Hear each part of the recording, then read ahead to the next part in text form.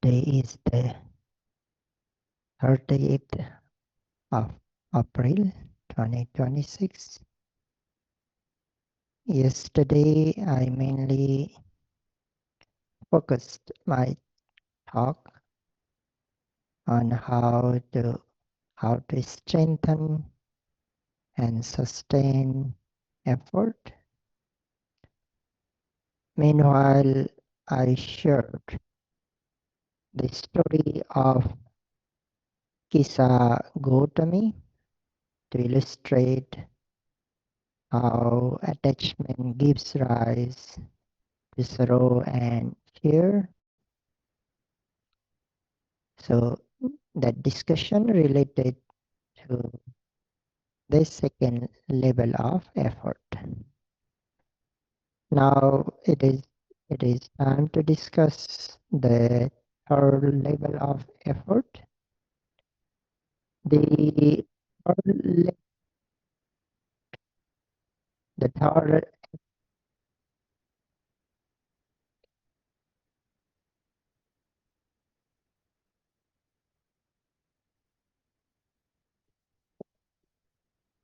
uh, determination, perseverance, and commitment. Through uplifting obstacles are overcome, but the goal has not yet been reached. There are still many levels of activity to go through. Culminating effort ensures is to all these stages firmly and steadfastly. It remains focused and unwavering, ensuring that the tasks or practice is brought to completion rather than abandoned halfway.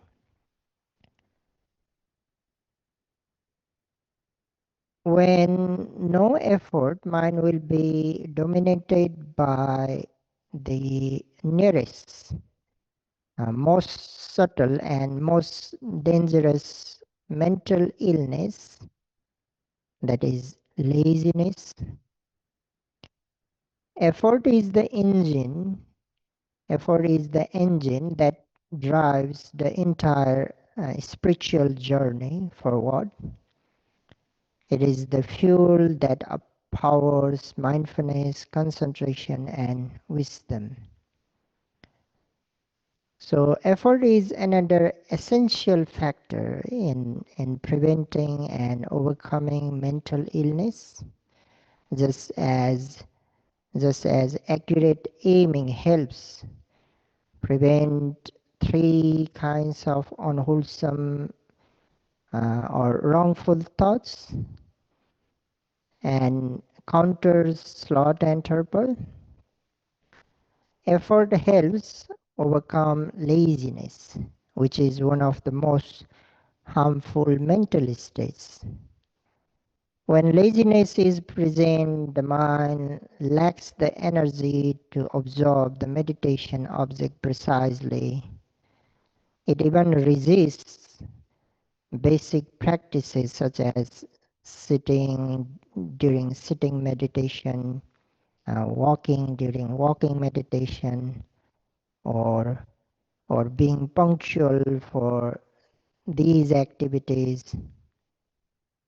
When laziness is present in the mind, one may force oneself to go to the room to rest or lie down unnecessarily, or fail to get up on time. A lazy person does nothing for their own benefit or for others. They they often justify their inaction with excuses like, oh, it's too hot, or it's too cold, or I'm hungry, I'm full, it's too early, or it's already too late, and so on. So hence meditators should be punctual and following the schedule. Do not go to your room unless it is absolutely necessary, and practice walking meditation during the designated walking time. Since a lazy person makes no effort in anything, they achieve no success in any field, neither in business, education, nor social work. They also fail to engage in wholesome activities such as generosity, moral conduct, or meditation. As a result, they often remain unsuccessful and, and fall into decline. So to prevent and overcome such a harmful mentality, effort is essential. Effort is essential. In fact, effort not only counters laziness but also prevents and helps eliminate many related unwholesome tendencies. That is why we strive and make our best effort. The main purpose of our hard work is to prevent unwholesome or unhealthy mental states, to remove them, if they arise for any reason, to cultivate wholesome mental states, and to sustain and develop them further. That is why effort is categorized into four types based on its function, and these are first, the effort to prevent unwholesome states that have not yet arisen. I repeat, the effort to prevent unwholesome or unhealthy mental states that have not yet arisen. This means guarding the mind so that defilements such as greed, hatred, and delusion do not arise in the first place. Second, the effort to eliminate unwholesome states that have already arisen. This involves recognizing and abandoning defilements that have already entered the mind. Third, the effort to arouse wholesome states that have not yet arisen. This is the active cultivation of positive mental qualities such as mindfulness, concentration, and wisdom. Fourth, the effort to maintain, strengthen, and bring to fulfillment the wholesome state that have already arisen. And this is about sustaining and perfecting the good qualities already present, bringing to maturity. So, of the four types of effort, so let us begin with the effort to prevent unwholesome states that have not yet arisen. To apply this effort properly, we first need to understand what are the unwholesome states that have not yet arisen. At a general level, one might mistakenly think there are no such unwholesome states that haven't yet arisen. Throughout the beginningless past, all kinds of defilements have already arisen, like greed, hatred, delusion, conceit, envy, lack of moral shame or fear, etc. There isn't a single defilement that hasn't appeared at some point in this endless cycle of samsara. This line of thinking may seem logical, but in reality, this is not accurate.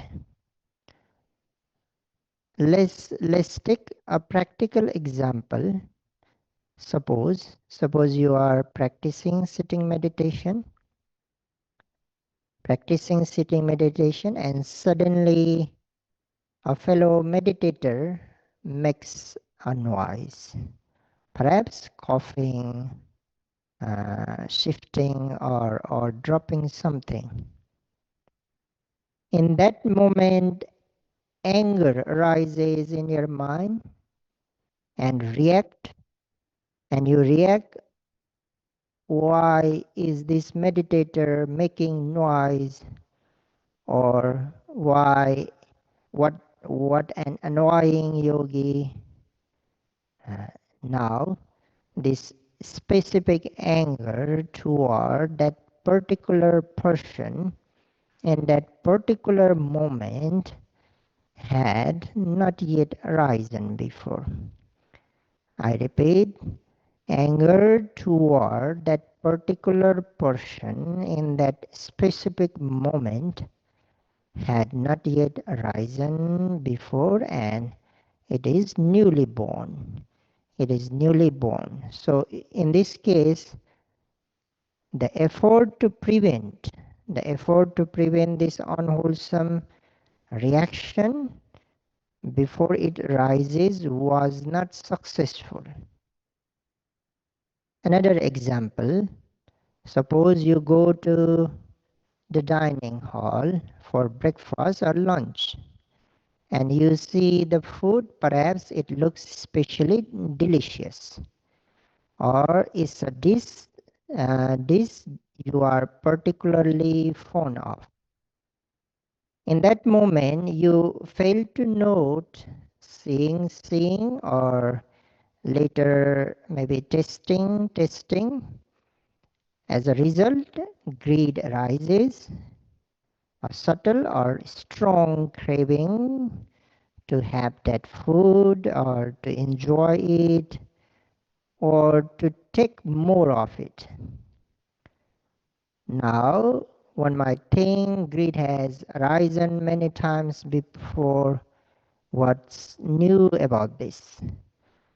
But here too is important to understand that the specific instance of greed toward that particular dish at that specific moment under those exact conditions had not yet arisen.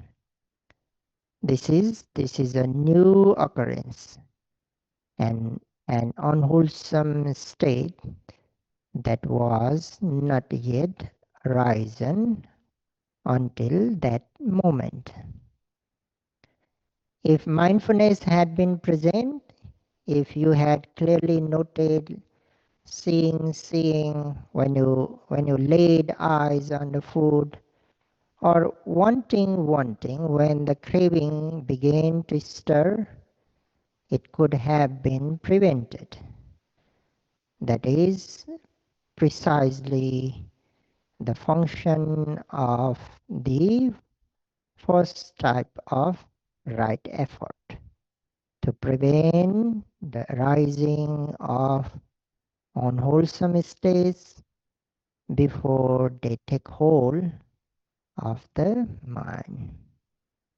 So we can see clearly, even though greed, hatred, and other defilements have arisen countless times in the past, new instances are always ready. New instances are always ready to arise under the right conditions. So preventing them requires vigilance, mindfulness, and wise attention in each moment. In each moment, this is the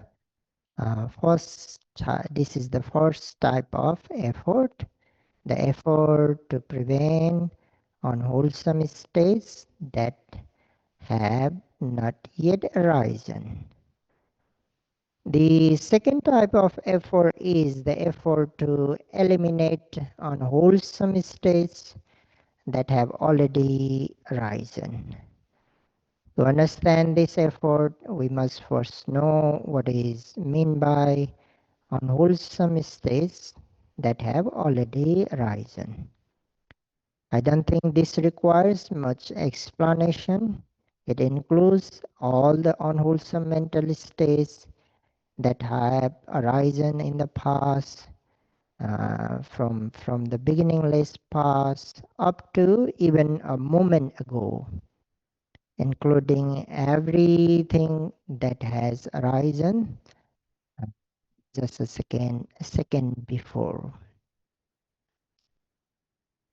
These may include anger that has already flared up, uh, attachment that is already burning, jealousy that is present in the heart, or any form of mental disturbance that is currently active or lingering.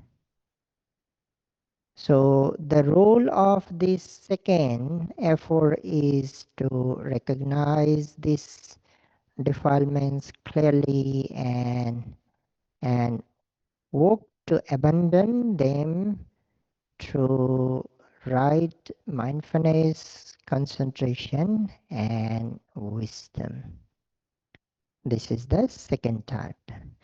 The third type of effort is the effort to give rise to wholesome states. Now it is about wholesome states. To give rise to wholesome states that have not yet arisen. Here too, we must first understand what is meant by wholesome states that haven't yet arisen. One might mistakenly think all all kinds of wholesome states have already arisen in my mind. Like I have performed generous acts, dana, observed the 5 or 8 precepts, sila, and practice meditation, bhavana, or in other words, I have already fulfilled all 10 types of wholesome actions, and these 10 are first dana, generosity, second sila, morality, third bhavana, mental development or meditation, fourth apachayana, respect or reverence, fifth Vaya Vacha, service or rendering assistance. Sixth, Patti Dana, sharing of merits. Seventh, Pattanumodana, rejoicing in others' merit. Eighth, Dhamma Savana, listening to the Dhamma. Ninth, Dhamma Desana, expounding or teaching the Dhamma. And the last one is Dhamma Ditthijukamma, straightening of one's own views or developing right view. So even though you may have engaged in these 10 wholesome activities before, that does not mean all possible wholesome mental states have already arisen. Just like we, with unwholesome states, wholesome qualities arise in specific moments under specific conditions. For example, during meditation, qualities such as mindfulness, concentration, wisdom, faith, even effort itself arise in relation to the present experience. Even though these may seem familiar, the specific instance of these wholesome states are completely new. They have never arisen in exactly this way before. So to elaborate, when you observe the rising movement of the abdomen with effort, mindfulness, concentration, wisdom, and faith, the qualities supporting that moment of observation are fresh. Uh, that particular effort, that exact mindfulness, that specific concentration, and the wisdom and faith connected with that rising, they have never arisen before in this precise combination or moment. Again, when you observe the falling movement, when those supporting factors, uh, effort, mindfulness, concentration, wisdom, and faith, those qualities are also entirely new.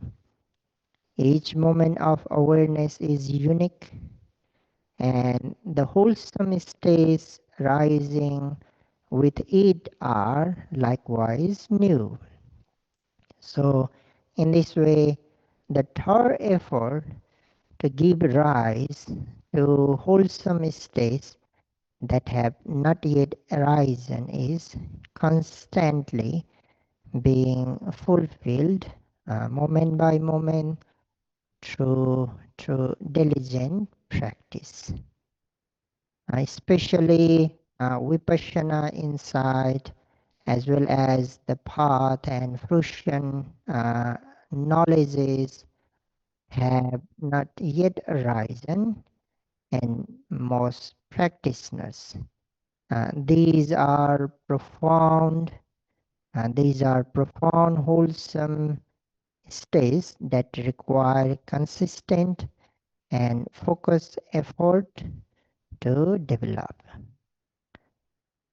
And through the third type of effort, the effort to give rise to wholesome states that have not yet arisen, we actively work to cultivate the condition for these deep insights to arise. Every moment of mindfulness, every observation of rising and falling with clarity and wisdom contributes to gradual unfolding of these higher knowledges. They don't arise randomly or suddenly, but as the natural results of sustained effort, sustained mindfulness, and understanding develop through the practice of vipassana. So this is about the third type of effort. Now let us move on to the fourth type of effort, the effort to maintain and strengthen and fully develop wholesome states that have already arisen. This effort is about nourishing and stabilizing the wholesome qualities that are already present in the mind. It's about nourishing and stabilizing. It is not enough that mindfulness, concentration, wisdom, or faith arise once or occasionally. And they must be sustained, deepened, and brought to fulfillment. The fourth effort is about protecting what has already been gained, and taking it further toward maturity and completion. For example, during sitting, if you already have mindfulness, you apply this effort to maintain that mindfulness continuously. You apply this effort to maintain that mindfulness continuously without gaps. If concentration has arisen, you strive to keep it steady, making it more refined, and unshakable. If some level of wisdom or insight is present, you nurture it, reflect on it, and allow it to deepen. In this way, the fourth types effort plays a vital role in strengthening the momentum of practice and bringing it to higher levels, eventually leading to vipassana insights, path knowledge, and fruition knowledge. And without this sustaining effort, where even wholesome qualities can fade away. Even wholesome qualities that have already arisen can fade away. The fourth effort ensures that what has already arisen is but it developed further until it becomes a powerful force on the path to liberation. And again, if I were to speak in more profound detail, when you strive to observe, the the rising movement, falling movement right after observing the rising, that very striving, that effort serves to sustain the wholesome mental states that had already arisen during the observation of rising. I would like to repeat this. When you make an effort to absorb the falling movement right after observing the rising, that very striving, that very effort serves to sustain the wholesome mental states that had already arisen during the observation of the rising. In the same way, the effort you make to observe the second rising and falling sustains and reinforces the mindfulness, concentration, wisdom, faith, and effort itself that had already arisen during the observation of the first rising and falling. That means each new application of effort becomes a continuation and strengthening of the previous wholesome state. Each new application of effort becomes a continuation and strengthening of the previous wholesome states. This is precisely how the fourth type of effort functions in moment to moment in meditation practice. By keeping the chain of mindfulness uh, unbroken, and by deepening the quality of the wholesome mental factors already present. So it is a subtle but powerful training in consistency, in refinement and continuity on the path.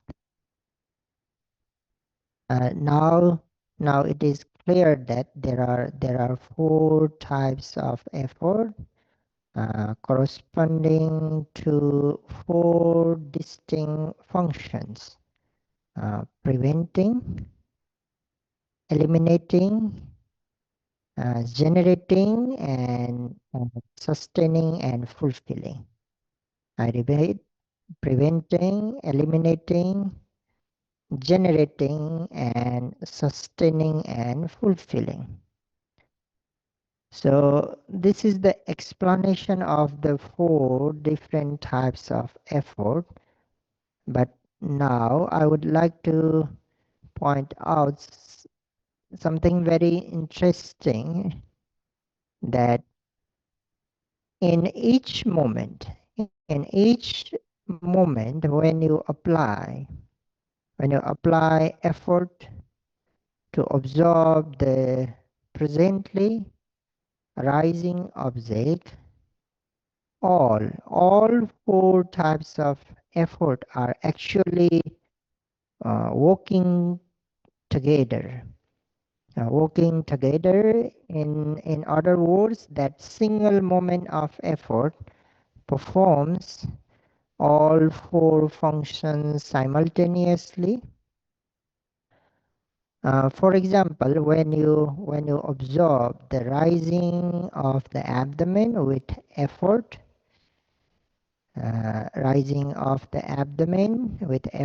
that effort prevents unwholesome states, unhealthy mental states that have not yet arisen, such as distraction, restlessness, or desire, from entering the mind or that moment.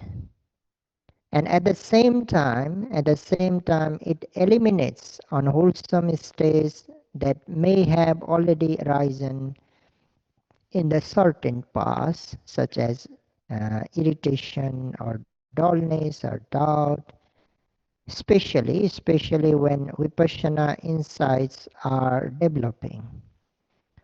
Simultaneously, it gives Simultaneously, it gives rise to new wholesome states such as mindfulness, concentration, wisdom, faith, and energy. And finally, it sustains and strengthens those wholesome qualities that have already been present in previous moments of observation.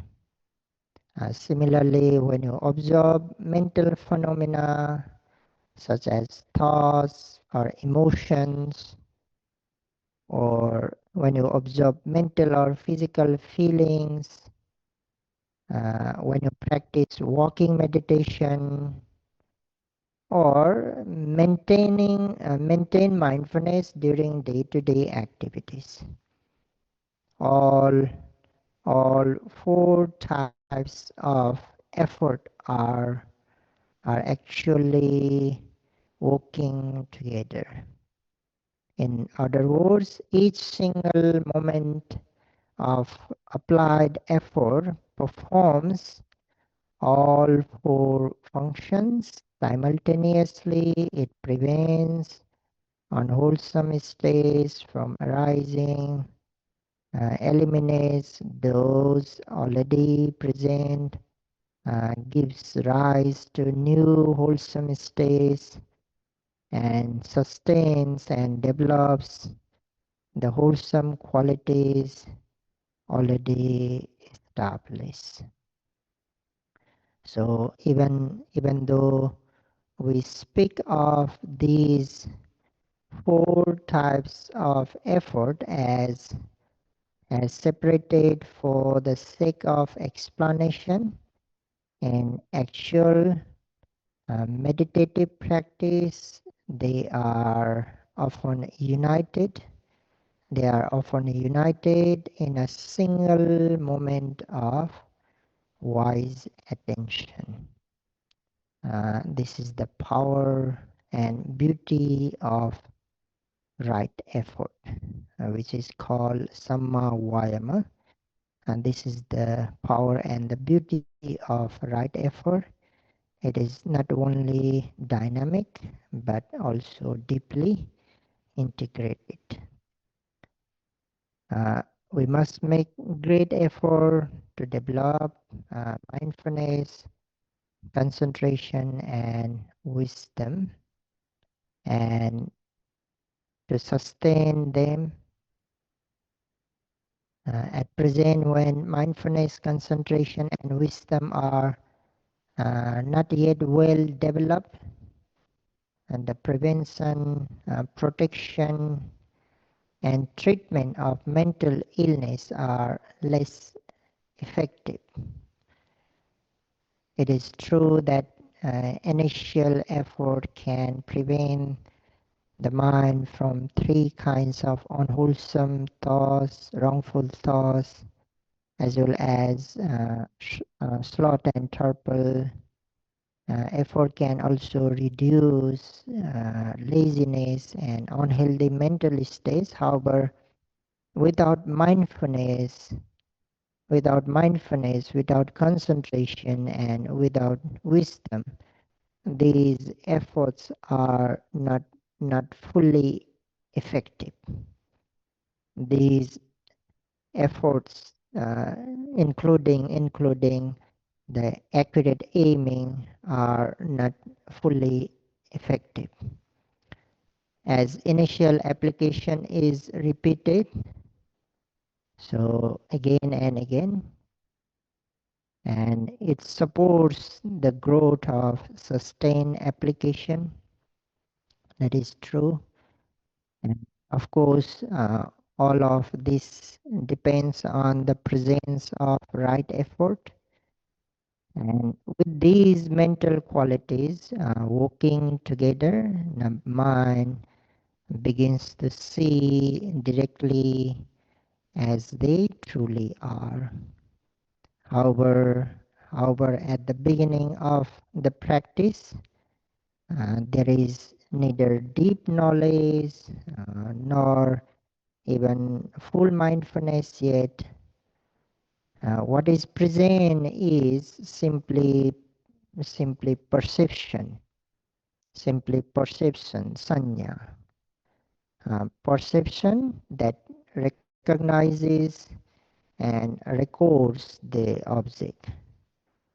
Like when you observe rising, it records rising as rising, uh, falling, falling as falling, thinking as thinking, sensation as sensation, a movement of the feet or body as movement.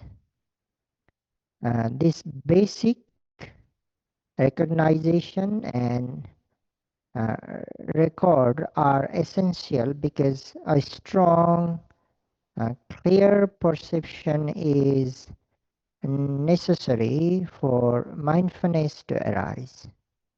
For mindfulness to arise. The text emphasize that the proximate cause of mindfulness is sustained and steadfast perception. So for this reason, meditators should aim to recognize and record every moment of the meditation object with, with precision, and the most importantly without discrimination. Without discrimination. One should not judge the meditation object as good or bad, pleasing or unpleasing, wholesome or unwholesome, just as a video or audio recorder captures whatever is present without bias or the commentary. The meditator's task is simply to observe and register the reality of the present moment. Like a recorder, uh, your responsibility is not to approve or reject, but simply to recognize and record the obvious object as it arises, whether it is the rising and falling of the abdomen, a thought or a sound, a sensation or a feeling. This non-reactive observation is the heart of developing true mindfulness. If you want to develop mindfulness in the rising and falling of the abdomen, keep observing, recognizing and recording. Keep observing, recognizing and recording. If you want to develop mindfulness in mental objects such as thoughts, emotions, intention and perception, keep observing, recognizing and recording. If you want to develop mindfulness in sensations or feelings, whether pleasant or unpleasant or neutral, keep observing, recognizing, recording. If you want to develop mindfulness in the movement of the feet or body, keep observing, recognizing, and recording. And if you want to develop mindfulness during daily activities, from the moment you wake up in the morning until the moment you go to sleep at night, keep observing, recognizing, and recording. Keep observing, recognizing, and recording. But but effort is not just the force that propels the mind towards the meditation object. It is also what allows the mind to stay steadily, to merge, and to sink into the object. So you should not forget that. An effort that we apply is not just to is not just the force that propels the mind toward the meditation object. It is also what allows the mind to stay steadily merge with and to sink into the object. Uh, the Satipatthana Sutta emphasize that mindfulness here is not just simple awareness or attention. It is steadfast or firm and closely established mindfulness. And this steadfast, firm and closely established quality of mindfulness comes from the word patthana. That is why the Buddha did not merely use the term sati in the discourse of the four foundation of mindfulness. Instead, he used satipatthana, which includes both sati, mindfulness, and patthana, establishment or placing firmly.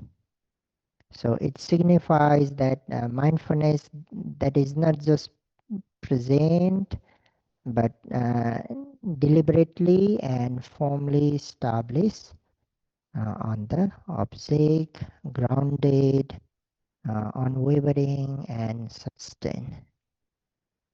Its characteristics also emphasize this quality as non-wobbling or non-superficiality is the defining characteristics of sati. And this means the mind should not float away from the object nor remain on the surface.